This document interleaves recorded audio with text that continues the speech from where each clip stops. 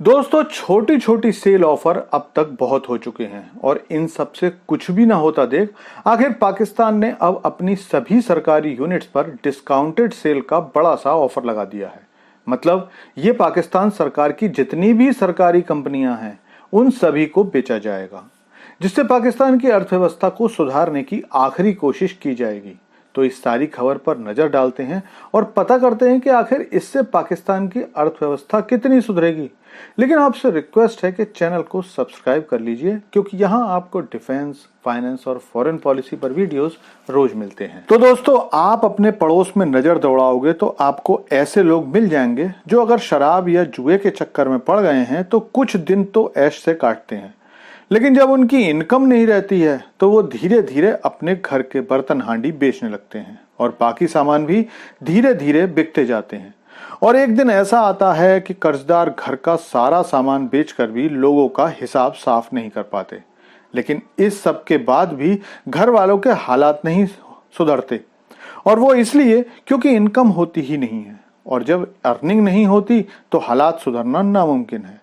और ये बात पाकिस्तान पर वर्ड बाय वर्ड सही बैठती है। और उसी शराबी और जुआरी आदमी की तरह ही अब पाकिस्तान के प्रधानमंत्री शहबाज शरीफ ने भी सरकार के द्वारा चलाई जा रही कंपनियों को बेच डालने का निर्णय ले लिया है। दरअसल पिछले 25-30 सालों में पाकिस्तान की सेना और पाकिस्तान के नेताओं ने पाकिस्तानी अर्थव्यवस्था से पैसा निकाल कर भ्रष्टाचार की ऐसी लूट मचाई है कि आज पाकिस्तान अपने पिछले 75 सालों के सबसे बुरे दौर से गुजर रहा है।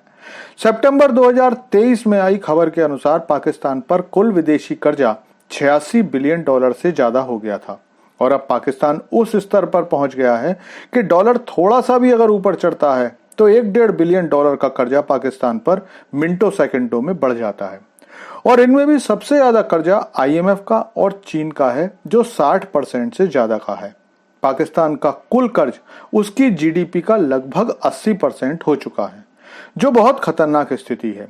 अब आप में से कुछ लोग ये कह सकते हैं कि भारत का भी कर्जा अब GDP का 85% से ज्यादा है, जापान का और अमेरिका का तो 100% से भी ऊपर पहुंच चुका है, तो पाकिस्तान का कर्जा खतरनाक स्थिति में क्यों है? तो दोस्तों, इसकी सबसे बड़ी वजह है कि भारत, जापान और अमेरिका के एक्सपोर्ट्स जिस स्तर के हैं वो उसे पे कर सकते हैं, और अमेरिका की तो सारी स्थिति ही अलग है।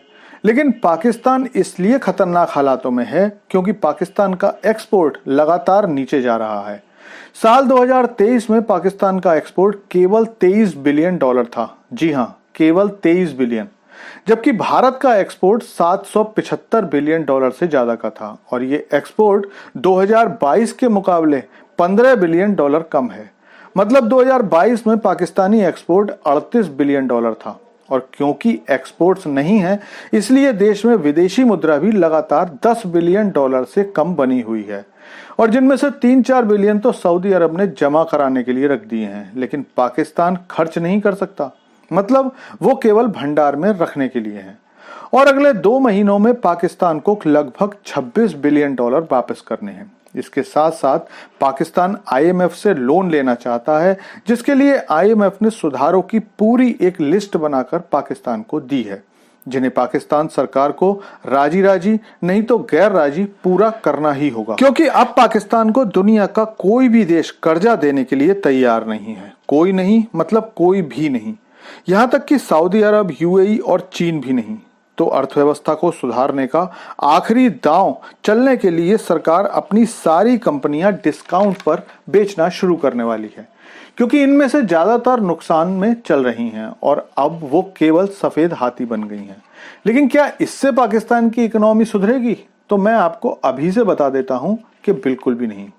बाकी हम तो पॉपकॉर्न खाते खाते सारे घटनाक्रम को देख ही रहे हैं, सो देखते रहेंगे।